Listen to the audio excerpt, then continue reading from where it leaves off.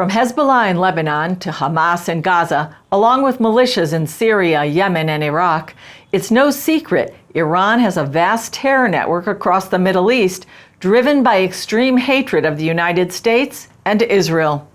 Now the regime could be expanding its reach by cashing in on a strategic partnership decades in the making.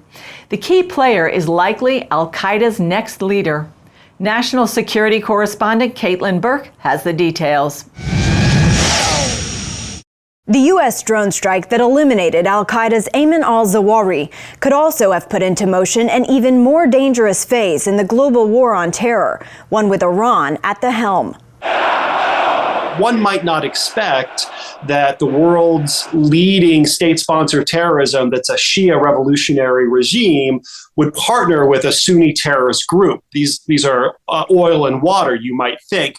But in actuality, there is a very close relationship between these two. Iran's connection to Al-Qaeda dates back to the early 1990s, when the Islamic Revolutionary Guard helped Osama bin Laden run jihadist training camps in Sudan. The regime also offered safe haven to Al-Qaeda leadership fleeing Afghanistan in the wake of 9/11. Saif al-Adel, a face on the FBI's first list of most wanted terrorists, was among those protected. Saif al-Adel is next in line to be leader of Al-Qaeda. He's the crown prince of Al-Qaeda, if you will.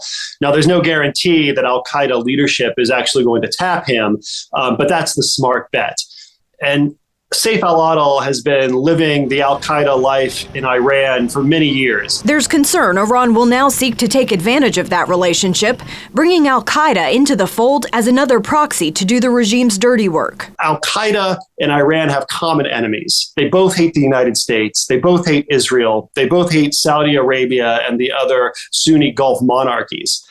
If Al-Qaeda is mounting terrorist attacks against all or any of those organizations, that advances Iran's strategic objectives, and it does so in a way that's deniable. Nathan Sales, former ambassador at large and coordinator for counterterrorism under the Trump administration, says the wild card in how this will all play out is Afghanistan. Now that the Taliban is back in business of providing safe haven to senior al-Qaeda figures, as we saw with Ayman al-Zawahiri, who was living in the heart of downtown Kabul, presumably under Taliban protection, does that mean that other al-Qaeda leaders likewise are going to relocate themselves and their families into the safe haven of Afghanistan under Taliban control? If that happens, Sales tells CBN News it could change the relationship between Al-Qaeda and Iran. Other experts warn it could also result in a sort of three-way unholy alliance. They're not identical ideologically. They come from very distinct backgrounds.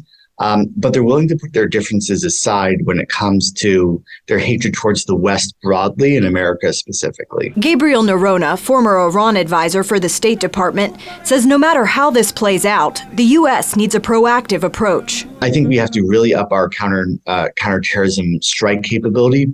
We need to work with local partners, have intelligence on the ground so we can identify these threats and take them out early. And then I think the big thing is money. Money is the sinews of war. If you don't have money, you can't do a whole lot. I think we need to get a lot more serious about our sanctions. Since President Biden took office, there's been a clear pivot away from counterterrorism efforts towards the threat posed by China.